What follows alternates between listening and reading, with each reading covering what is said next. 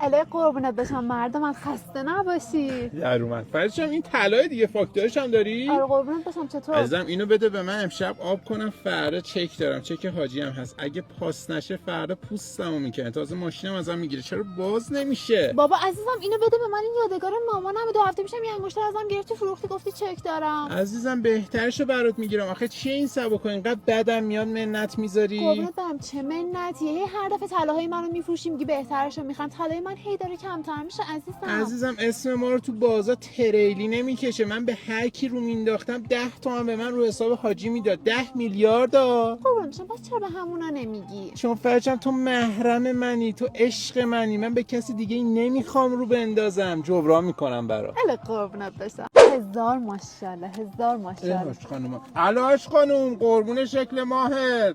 چی غذا؟ نه از صبح تا حالا هیچی نخورم، اتفاقا خیلی گشتم. آبگوشی که بار گذاشتی رو میام میخورم. غذا درست کردم. نه محمده. چی خواستگاری؟ باشه حالا شب میام صحبت میکنیم. باشه خداحافظ شما.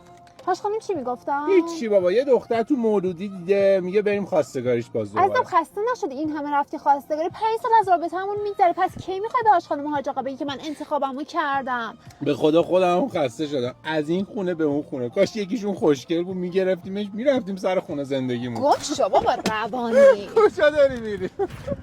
دستبندمو بده، دستبندم. لاش خور.